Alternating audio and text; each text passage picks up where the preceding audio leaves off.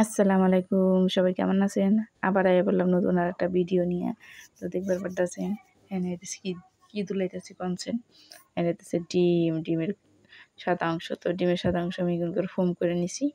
নেওয়ার পরে এখানে দিতেছি ডিম, মেয়ের যে বাকি অংশ ছিল কুসুম আর সাদা তেল মানে হইতেছে সয়াবিন তেল দিয়ে ভালো কইরা আর একটা কাজ আছে, এনে হইতেছে একটা ফ্লেভার দেওয়া লাগবে। যে ফ্লেভারে কেক বানাবেন ওই ফ্লেভারটা অ্যাড করবেন। আমি এখানে ভ্যানিলা ফ্লেভারের কেক বানাবো, তাই ভ্যানিলা এই যে ভ্যানিলা ফ্লেভার দিতেছি। দেওয়ার পরে আবার বিট করে নিব, মানে মিক্স করে নিব, ভালো করে মিক্স করব। দেখতেছেন দাঁড়ান দেখাম না, মিক্স করা দেখাম না, তবে অফ ক্যামেরায় মিক্স করে নিছি। নেওয়ার পরে আমি এনে চাটনি দিয়ে হাফ কাপ ময়দা আস্তে আস্তে 3 বারে মিক্স করে নিব। এই যে একটু মিক্স করলাম, এখন আলতো হাতে সুন্দর করে মাছিয়ে পড়ছে শেষর। তো এই যেভাবে আস্তে আস্তে ঘুরাই মিক্স করে নিব। নেওয়ার পরে আবার মিক্স করবো। এখানে আরেকটা জিনিস দিই নেই, সেটা হচ্ছে বেকিং পাউডার।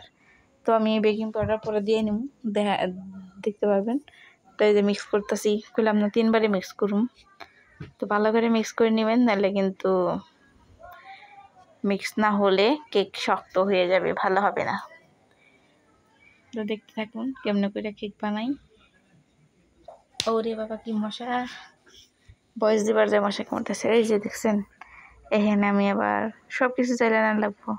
এখানে বেকিং পাউডার সুন্দর করে চাইলে নিতেছি। নেওয়ার পরে এই তো আবার মিক্স করে নিয়ে এই মিক্স করতেছি। খালি মিক্স করে দেখবার পাবেন, মিক্সটাই ভালো করে না হলে ডিমের ফোমটা নষ্ট হয়ে যাবে, নষ্ট হলে কেকটা সুন্দর হবো না। তারপরে আস্তে মিক্স করবো। তো এই দেখেন মিক্স করতেছি, এটা কিন্তু আস্তে আস্তে মিক্স করানো লাগবো, নাহলে কিন্তু নষ্ট হয়ে যাব। মিক্স করা শেষ হইলে যে চারপাশে যেটা আসলে ওইটা ভালো করে আবার মিক্স করে নিতে, দেখেন ভালো করে মিক্স হয়ে নিচে এটা কি দেখা গেছে।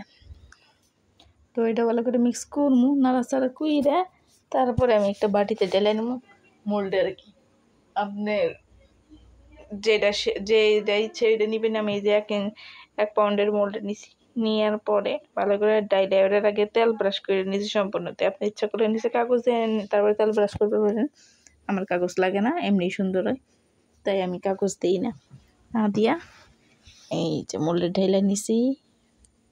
দেখতেই পারতাছেন, মোল্ডে ঢালার পরে ভালো করে ড্যাপ করে নিতে হবো। বাকি প্রসেসর দেখা আবার মনে নাই, তো এই যে ছবি দেখে নেন, বানাইছি নর্মাল করে একটা। তো আল্লাহ হাফেজ, ভালো থাকবেন সবাই, আসসালামু আলাইকুম।